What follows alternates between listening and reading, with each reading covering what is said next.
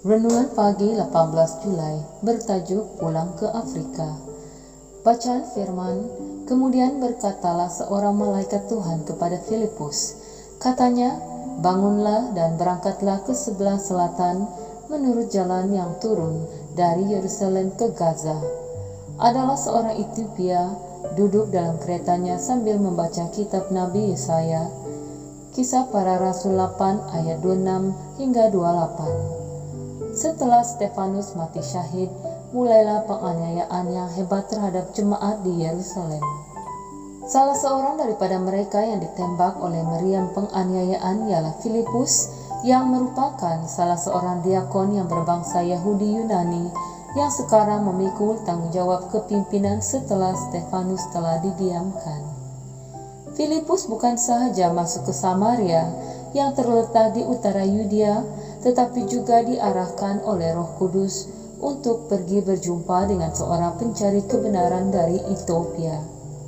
Namanya pegawai tinggi kerajaan Ethiopia ini, yang mungkin mempunyai darah Yahudi atau seorang penganut baharu, pastinya selalu pergi ke Yerusalem semasa perayaan.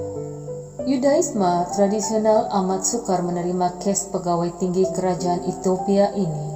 Bukan sahaja kerana dia mempunyai kulit yang lebih gelap, tetapi status sebagai seorang sida-sida akan menghalang dia daripada upacara-upacara tradisi bait suci.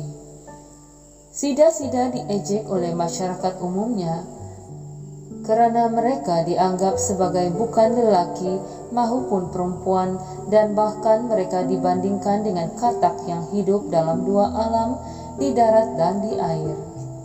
Sida-sida ini mungkin menerima penerimaan yang pelbagai di Yerusalem, namun Tuhan melihat kelaparan di hatinya dan dia memutus Filipus dalam perjalanan untuk memberi kenyataan yang indah bahawa Yesus ialah penggenapan hamba yang menderita seperti yang digambarkan dalam Yesaya 53. Setelah sida-sida itu yang telah mempelajari kitab suci sekian lama dan telah menerima kebenaran sekarang yang Yesus ialah Tuhan, dia dibaptiskan ke dalam persekutuan umat percaya.